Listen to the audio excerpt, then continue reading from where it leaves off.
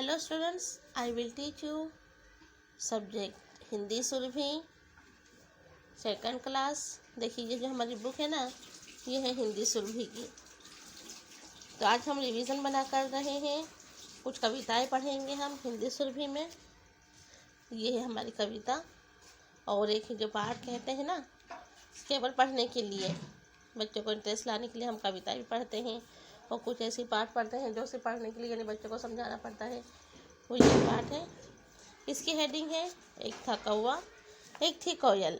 ये देखिए, एक था कौवा एक थी कोयल, आम के एक पेड़ पर कुहू कुड़ कुहू कुड़। देखिए आम का एक पेड़ है, उसके पर आवाज़ आती है कुहू कुड़ कुहू कुड़। काँव काँव काँव काँव, कोयल दीदी मेरी बात सुनो। देखो जो आम का पेड़ है, इसके ऊपर कोयल आवाज़ से बोली कुहू कुड़, और नीचे कौवा काँव काँव करता है। कौवा बोलता है कोयल से, कोयल दीदी मेरी बात सुनो।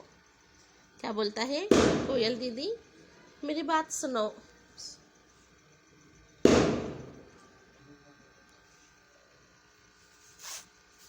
अरे कौवे दूर हट, मुझे सुर में गाने दे। देखिए जो कौवा उसको बोलता है ना, दीदी मेरी बात सुनो, तो कोयल क्या बोलती है? अरे कौवे दूर हट, मुझे सुर में गाना गाने दे। जो आम के पेड़ की टहनी पे बैठी है कोयल, और दूसरी टहनी पे यहाँ बैठा है, ये है कौवा। दीदी मैं तो यह कहना चाहता था कि अंडे देने का समय आ गया है, आप भी अपना घोंसला बना ले। यानी जो कौवा रहता है ना, वो बोलता है कोयल से कि दीदी अब अंडा देने का समय, यानी अंडा देने का वक्त हो गया है, आप भी अपना घोंसला बना लो। तो वो कोयल बोलती है कौवे से, जा जा अपना काम कर, मुझे सीख देने की ज़रूरत नहीं है, मेरा तो अभी गाना गाने का मन कर रहा है। देखिए जो कोयल है वो क्या बोलती है, जा जा अपना काम कर, मुझे सीख देने की ज़रूरत नहीं है, मेरा तो अभी गाना गाने का मन कर रहा है। कुछ दिनों बाद, देखिए कुछ दिनों बाद, अरे मैंने तो घोंसला ही नहीं बनाया, अब मैं अपना अंडा कहाँ रखूँ? मैंने सारा समय तो गाना गाने में ही बिता दिया। देखिए जो कोयल है वो अंडा हाथ में ली है और सोच रही है, अपने मन ही मन में अपने आप को बोलती है, अरे मैंने तो घोंसला बनाया ही नहीं, अब मैं अपना अंडा कहाँ रखूँगी? मैंने सारा समय गाने में ही बिता दिया है। कोयल अंडा लेकर कौवे के घोंसले के पास पहुँचती है। जो कोयल रहती है ना, बहुत चतुर रहती है, तो वो क्या करती है, कोयल अंडा लेकर कौवे के घोंसले के पास पहुँच जाती है। अरे वाह, ये रहा कौवे का घोंसला। वो क्या करती है, कौवे के घोंसले के पास जाती है और जाकर वहाँ देखती है उसका घोंसला, तो बहुत खुश होती है और कहती है, अरे वाह, ये रहा कौवे का घोंसला। कौवा कौवी अभी घोंसले में नहीं है। यानी कोयल मन में सोचती है कि भी कौवा कौवी दोनों ही घोंसले में नहीं है, मैं अपना अंडा यहीं रख देती हूँ। देखिए ये कौवा कौवी का घोंसला है और ये कोयल अपना अंडा लेके कौवा कौवी के अंडों में रख देती है। ये देखिए,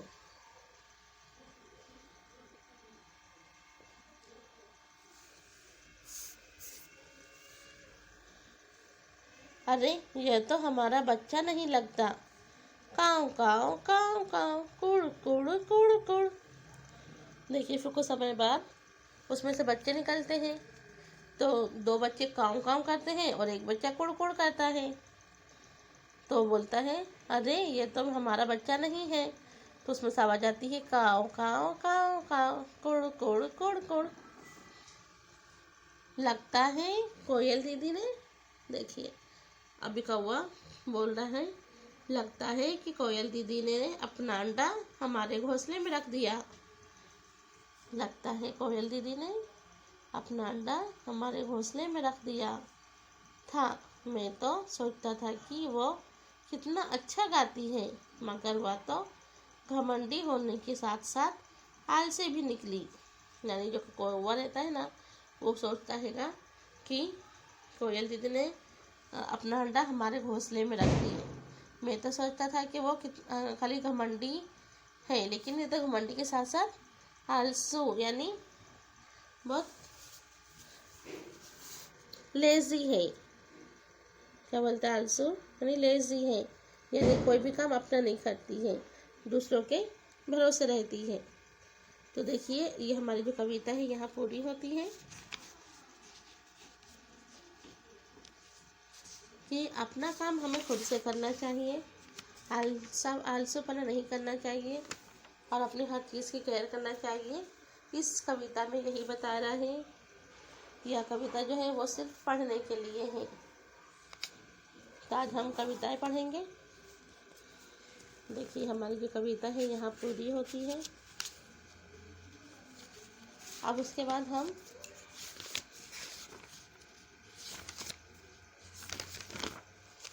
एक और कविता पढ़ेंगे। देखिए अब जो ये हमारा है दूसरी कविता है, ये है मेंढक का घोड़ा। क्या है? मेंढक का घोड़ा। ये भी है कविता ही है जो सिर्फ पढ़ने के लिए है। क्या है? ये सिर्फ पढ़ने के लिए है। तो चलिए इसे हम पढ़ते हैं। किसी तालाब के किनारे बिल में एक बूढ़ा सांप रहता था। देखिए बता रहे हैं कि किसी नदी के किनारे एक बिल के अंदर बहुत ही बूढ़ा सांप रहता था। आप क्यों रो रहे हैं? देखिए जो है ना, ये है मेंढक और ये है बूढ़ा सांप। तो मेंढक क्या बोलता है उससे? आप क्यों रो रहे हो? मैंने एक ब्राह्मण के बेटे को काट लिया था। उसने मुझे मेंढकों का घोड़ा बनने का श्राप दिया है। यानी जो मेंढक को बातचीत दोनों जने कर रहे हैं और बोल रहे हैं कि मैंने एक ब्राह्मण के बेटे को, ब्राह्मण कहते हैं साधु संत जो होते हैं ना, उसमें से एक होते हैं ब्राह्मण। तो कहता है कि मैंने ब्राह्मण के बेटे को काट लिया था, तो उसने मुझे श्राप दिया है कि मेंढकों का घोड़ा बनने के लिए, क्या करने के लिए? मेंढकों का घोड़ा बनने के लिए श्राप दिया है। महाराज, सांप को आपका घोड़ा बनने का श्राप मिला है। तो जो मेंढक रहता है ना, वो जाके अपने राजा से बोलता है कि राजा जी, जो सांप है ना उसको ये श्राप मिला है कि वो मेंढक का घोड़ा बने। तो राजा बोलता है अच्छा, हमने सुना है कि आपको हमारा घोड़ा बनने का श्राप मिला है। जो राजा रहता है ना वो सांप के पास आता है और लोग बातचीत करते हैं कि मैंने सुना है कि तुमको श्राप मिला है। तो बोलता है हाँ जी महाराज, मैं आपका सेवक हूँ, आप मेरी सवारी कीजिए। जो रहता ना सांप बोलता है कि हाँ मुझे ऐसा श्राप मिला है, तो आप लोग मेरे ऊपर बैठ के मेरी सवारी कीजिए। ठीक है। देखिए अभी बोलता है ठीक है, हम सब बैठते हैं। अब राजा क्या बोलता है? ठीक है। और सब मेंढक लोग सांप के ऊपर बैठ जाते हैं। फिर ये देखिए अब वो चलता है। क्या बात है, आज तुमने बहुत धीरे धीरे चल रहे हो। देखिए पहले दिन तो खुद से खुद सबको लेके जाता है, फिर दूसरे दिन से उसका नाटक चालू हो जाता है। तो जो राजा बोलता है कि क्या बात है, आज तुम बहुत धीरे धीरे चल रहे हो। तो सांप बोलता है महाराज, मुझे 2 दिनों से खाने के लिए कुछ नहीं मिला है। मेंढक से सवाल करता है, सांप कहता है कि मुझे रोज 2-4 दिनों से कुछ भी खाने को नहीं मिला है। फिर राजा बोलता, अरे मेरा घोड़ा भूखा है। अरे मेरा घोड़ा भूखा क्यों रहेगा? बोलो तुम क्या खाना चाहते हो? तो राजा बोलता है सांप से कि तुम क्यों भूखा रहोगे, तुम्हें क्या खाना है? तो सांप कहता है महाराज, केवल 2-4 मेंढक रोज। यानी जो सांप रहता है वो मेंढक से बोलता है कि महाराज ज़्यादा नहीं, सिर्फ 2-4 रोज मेंढक खा लूँगा। मेरे राज्य में बहुत सारे मेंढक हैं, तुझे रोज 2-4 मेंढक मिल जाएंगे, मगर इससे ज़्यादा नहीं। यानी जो मेंढक रहता है ना राजा, वो सांप से कहता है कि मेरे राज्य में बहुत सारे मेंढक हैं, तुमको रोज 2-4 मेंढक मिल जाएंगे, लेकिन उससे ज़्यादा नहीं। तो सांप खुश हो जाता है, जैसा आपका आदेश महाराज। यानी वो खुश हो जाता है। ऐसे ही 3-4 दिनों बाद, यानी रोज़ ऐसे 3-4 दिन हो जाते हैं, रोज़ 3-4 मेंढक। फिर 8 दिनों बाद, फिर 20 दिनों बाद। देखिए अब वो रोज़ 2-4 खाते खाते 20 दिन बीत जाते हैं। तो उसके बाद सांप के पास क्या बचता है? मन की बात कह दी, अरे आज फिर धीरे चल रहा है, कुछ खाता क्यों नहीं। राजा जो रहता है ना, वो क्या बोलता है कि आज फिर तुम धीमे चल रहे हो, क्यों तेजी से नहीं चल रहे हो। तो सांप कहता है कि तुमने तो मेरे मन की बात कह दी, तैयार हो जाओ मेरा भोजन बनने के लिए। तो जो सांप रहता है ना, बहुत ही चतुर रहता है। तो जो मेंढक का जो राजा रहता है ना, तो वो उससे बोलता है कि तुम आज धीमे धीमे चल रहे हो। तो सांप बोलता है, हाँ तुमने तो मेरे मन की बात छीन बोल दी, अब तुम मेरा भोजन बन जाओ, अब मैं तुमको ही खाऊंगा। देखो तो वैसे क्या करते हैं, सांप अपने मुंह में मेंढक को भर लेता है और दूसरा सांप उसकी बातें सुन के भाग जाता है। देखिए, देखिए पिक्चर दिख रही है आपको, देखिए। तो देखिए स्टूडेंट्स, ये हमारी जो कविता है इसे पढ़ने के लिए ही है।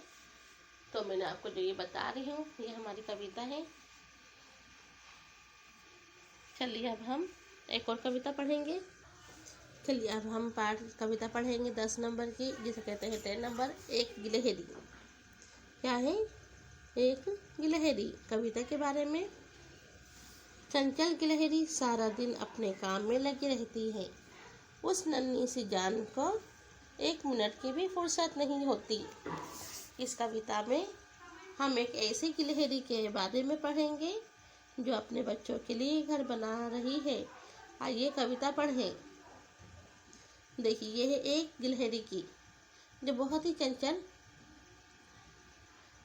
गिलहरी है, जो सारा दिन अपना काम में लगी रहती है। उसे 1 मिनट की भी फुर्सत नहीं मिलती। तो क्या वो अपना बच्चों के लिए अपने लिए घर बना पाती है? चलिए इस कविता हम पढ़ेंगे अब। एक गिलहरी भोली भाली। एक गिलहरी भोली भाली डाली डाली जाती। एक गिलहरी भोली भाली डाली डाली जाती। ढूंढ ढूंढ कर तिनका पत्ती चुन चुन कर ले आती। देखिए, एक गिलहरी भोली भाली डाली डाली जाती है, ढूंढ ढूंढ कर तिनका पत्ती चुन चुन कर ले आती है। देखिए, जो गिलहरी है वो क्या करती है कि ढूंढ ढूंढ कर क्या तिनका पत्ती लाकर चुन चुन कर ले आती है। कभी इधर तो कभी उधर वह ताका झाका करती। कभी इधर तो कभी उधर वह ताका झाका करती। पल भर भी वह एक जगह सुस्ताया ना करती। देखिए, जो गिलहरी वो क्या करती है, कभी इधर तो कभी उधर कर जाती है, ताक झाक करती है, पल भर भी वो एक जगह चैन से नहीं बैठती है। खाली क्वार्टर देख चली वो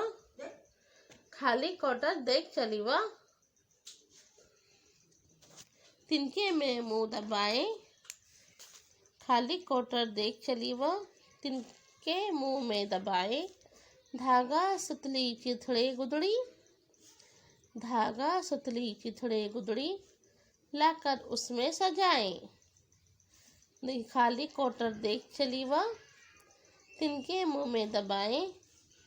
धागा सुतली चिथड़े गुदड़ी लाकर उसमें सजाए। अपने प्यारे बच्चों को वह शायद यहीं सुलाएगी। शायद अपने प्यारे बच्चों को वो शायद यहीं सुलाएगी। शोर करेंगे जब मिलकर सारे, चिक चिक गीत सुनाएगी। देखिए, ये गिलहरी की कविता बता रहे हैं कि देखिए कितनी अच्छी कविता बताई है। कभी इधर तो कभी उधर वह ताका झाका करती। पल भर भी वह एक जगह सुस्ताया ना करती। खाली क्वार्टर देख चली वा, तिनके मुंह में दबाए, धागा सुतली चिथड़े गुदड़ी, लाकर उसमें सजाए। अपने प्यारे बच्चों को वह शायद यहीं सुलाएगी।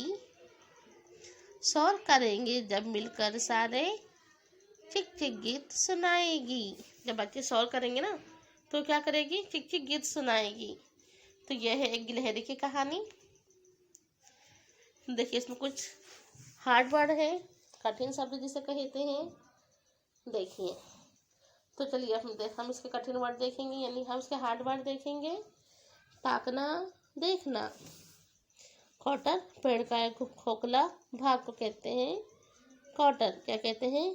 पेड़ में जो थोड़ा सा जो कांटे जैसा होता है ना, होल जैसा, उसे कहते हैं क्वार्टर। चीथड़ा, फटा पुराना जो कपड़ा होता है उसे कहते हैं चीथड़ा। सुस्ताना यानी आराम करना। सुतली, पतली रस्सी के धागे को सुतली कहते हैं। चिक चिक यानी गिलहरी की आवाज। गिलहरी की आवाज कैसे होती है? चिक चिक। क्या करती? चिक चिक गीत सुनाती है। देखिए अभिव्यक्तित्व मूल्यांकन एवं सूत्र लेखन। गिलहरी ढूंढना, चुनकर, चीथड़ा, गुदड़ी, गुदड़ा, सुस्ताना, सुतली, सुलगाएगी। ये सब जो है ना उपयोग हुआ है इस कविता के अंदर, इन सब शब्दों का। तो इसे कहेंगे सूत्र लेखन। क्या कहेंगे? इसे कहेंगे सूत्र लेखन। चलिए अब हम मौखिक प्रश्न के उत्तर भी पढ़ेंगे। काका पर जो प्रश्न है हमारा वो है गिलहरी कैसी है? तो हमारी जो गिलहरी है वो है भोली और भाली। कैसी है? भोली भाली। अब दूसरा प्रश्न है ख, गिलहरी क्वार्टर में किसके लिए बिस्तर बना रही है? तो गिलहरी क्वार्टर के अंदर अपने बच्चों के लिए बिस्तर बना रही है। क्या कर रही है? अपने बच्चों के लिए बिस्तर बना रही है। अब चलिए हम देखेंगे सही और गलत। गिलहरी चिथड़े गुदड़े से बिस्तर कैसे बनाएगी? सही के ऊपर टिक का निशान लगाए। कैसे से काट कर, सुतली धागे से, दांत से कुतर कर। तो हम ये लिखेंगे, इसमें हम क्रॉस करेंगे क के अंदर कैंची से काट कर, क्योंकि कैंची कैसे पकड़ के काटेगी, तो ये होगा रॉन्ग। सुतली धागे से यहाँ करेंगे हम राइट। दांतों से कुतर कुतर कर यहाँ भी हम करेंगे राइट। चलिए अब हम दिया है पाठ बहुत, यानी कविता की कुछ पंक्तियाँ पूरी कीजिए। तो हमने यहाँ पर कविता पूरी करी है। देखिए खाली, अब जो ब्लैंक था उसमें हमने लिखा है क्वार्टर देख चली वा। देखिए क्या लिखा है? खाली क्वार्टर देख चली वा, तिनके मुंह में दबाए, धागा सुतली चिथड़े गुदड़ी, लाकर उसमें सजाए। अपने प्यारे बच्चों को वह शायद यहीं सुलाएगी। शोर करेंगे जब मिलकर सारे, चिक चिक गीत सुनाएगी। देखिए जो हमारी कविता की ब्लैंक्स है उसमें हमने इसे लिखा है। ये हमारी जो कविता है गिलहरी के बारे में ही। देखिए दिए गए प्रश्नों के उत्तर लिखिए। क्वेश्चन 2 है, दिए गए प्रश्न के उत्तर लिखिए। चलिए हम हमारा आंसर, हमने आंसर लिख रखा है, तो इसे हम रिवीजन नहीं करेंगे, जैसे हम पढ़ेंगे, रीडिंग करेंगे। का प्रश्न है हमारा, गिलहरी ने अपने क्वार्टर में क्या क्या सजाया था? तो गिलहरी ने अपने क्वार्टर में चीटा गुद्दा गड़िया, चीथड़ा, गुदड़ा गुदड़ी, सुतली, ये सब अपनी क्या करी थी? उसने अपनी गुदड़ी में सजाई थी। गिलहरी अपने क्वार्टर में किसको सुलाएगी? गिलहरी अपने क्वार्टर में अपने छोटे बच्चों को सुलाएगी। गिलहरी अपने बच्चों को कौन सा गीत सुनाती है? तो गिलहरी अपने बच्चों को ठीक ठीक गीत सुनाएगी। क्या करेगी? गीत ठीक ठीक गीत सुनाएगी। जब उसे बच्चे उसे परेशान करेंगे ना तो वो ठीक ठीक गीत सुनाएगी। देखिए, आइए विचार करें, चित्र देखें। जो बच्चे अच्छा काम करेंगे उनके लिए शाबाश लिखिए। अभी क्या कर रहे हैं? बिल्ली को परेशान कर रहे हैं, तो ये है बुरी और ये है अच्छी, यानी इसे कहेंगे हम शाबाश। क्या कहेंगे? शाबाश।